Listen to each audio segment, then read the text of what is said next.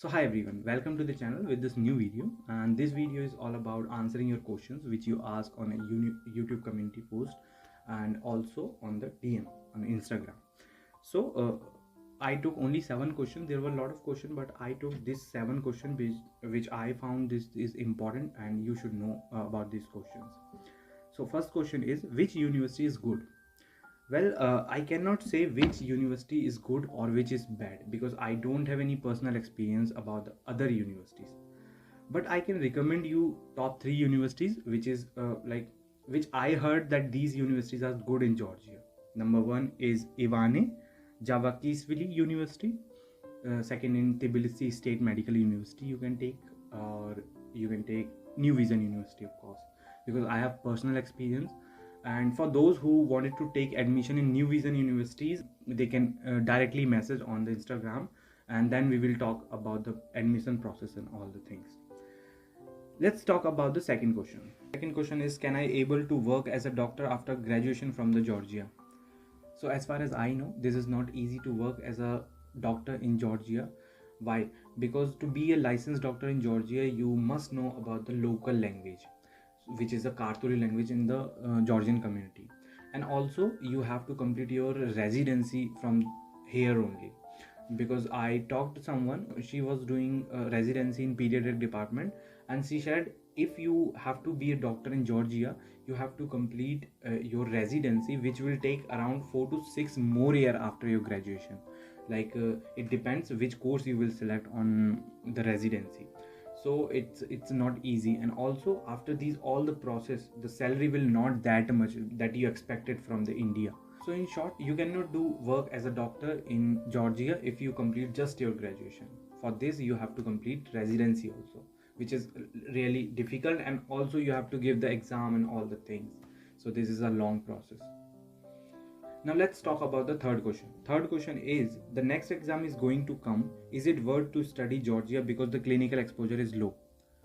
First of all, who said the clinical exposure is low? Guys, one thing you need to understand, it's very important for you.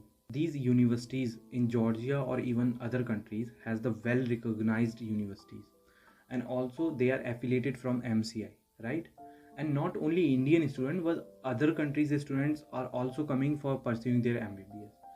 So they know how much clinical exposure they should give to the student to train a medical doctor. Okay, so don't overthink about these clinical exposure is low and all the things. The clinical exposure is good enough to be a MBBS doctor. And also you have to complete your internship. If you will go to your country, you have to complete your internship in your country also. So don't worry about this, the clinical exposure. You will not able to practice just after your MBBS. You have to complete your internship, and in the internship you will learn lot of clinical exposure, lot of things. So don't overthink about these sort of things. Next question is, according to the new guideline, Georgia is good for MBBS or not? So answer is yes, Georgia is still good. Why? Because NMC and MCI are giving you a certificate for all the universities outside the India. That means NMC is allowing you that you can go to pursue your MBBS, right? So if there will be any new guideline will come, if there will be any changes in the NMC guidelines, these countries will also follow those guidelines, because they wanted to get the admission from the India also, because they are international universities. So they must have followed those all the guidelines. So don't worry about this also, because this concern is for the university, not for the student. Because if you will see that this particular university is not following their guideline, you will not take admission. So why you are thinking about this? University will think, right? Let's dive into the next question.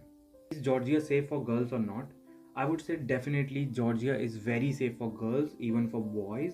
And don't worry about the safety, like Georgia is very safe for girls. Next question is very interesting, guys. Without cadaver, how you manage your anatomy learning? Who said the cadaver is the only option to learn anatomy? Like, do you ever think like why we use cadavers to learn anatomy? Like, why cadavers is important? I will tell you the fact. Many years ago, when the technology was not that much good, we had only one option for anatomy is cadaver.